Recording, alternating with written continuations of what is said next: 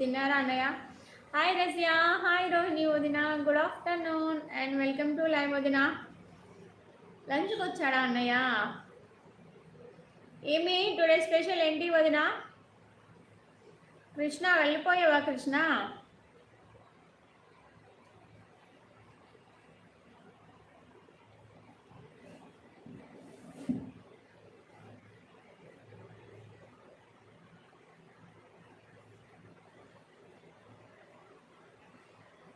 తిన్నావా రజియా? నేను తిన్నాను వదిన, మీరు తిన్నారా?